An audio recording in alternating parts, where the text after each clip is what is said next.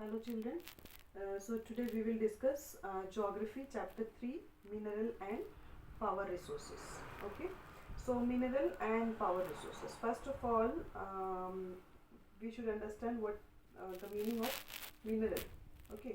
So mineral, we can say that is it is an organic substance which is found on the earth's crust, isn't it? And it has a definite chemical composition. Okay, so it is a substance that occur naturally. They are not disturbed in an even manner. Okay, few kinds of minerals can be found in areas which one cannot access easily at places like Antarctica and the ocean bed of Arctic and all. Okay, clear. So minerals can be found under different conditions in the environment of different types.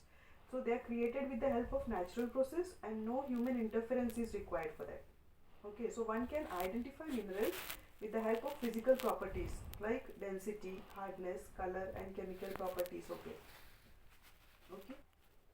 So more than 3000 different types of minerals are there in our planet. Okay, so metals can be classified as metallic and non-metallic. That is on the basis of composition. Okay, so in minerals we can say that minerals is classified into metallic and non-metallic, and again metallic is classified into ferrous and non-ferrous for classification of minerals, as you can see in your book. Okay, so those minerals which consist of metals in its raw form, they are called metallic minerals. That is, they are the hard substance. Okay, and they are shiny, lustrous. Metallic, so that is metallic minerals can be further classified, as I said, non-ferrous or ferrous. So here non-ferrous metals means that is which do not have iron as their composition. Okay, and ferrous metals, that is that they are having the iron as one of their main component. This is the basic difference between ferrous and non-ferrous. So those minerals which are non-metallic, they do not have metals as their main components. Clear? So the process of extracting minerals is of drilling, mining or quarrying, we can say. So extraction of mineral, you can see it is classified into mining, drilling and quarrying. And mining is again divided into open cast mining and shaft mining. So mining is a process in which what happens, minerals are taken out from those rocks which are buried under the surface of the earth. Okay, and this open cast mining, that is the minerals which are present in shallow depth, they are taken out once the layer of the surface is removed. So this process is known as open cast mining. Okay, and deep bores which are known as shafts are made out in order to reach the deposits of mineral that lies in great depth, and this process is known as shaft mining. Okay, so open cast mining and shaft mining.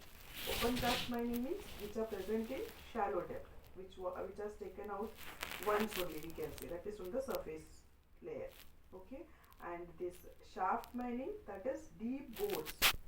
Deep bores is known as actually shaft. Okay, and they are made out in order to reach the deposits of mineral which lies in the great depth. बहुत deep होता है. And minerals such as natural gas and petroleum, they are present far below the surface of the earth.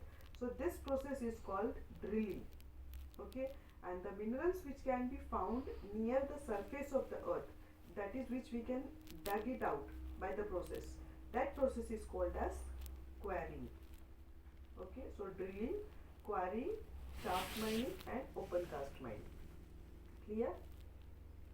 So I hope open cast mining, shaft mining, drilling and quarrying, it is clear to you.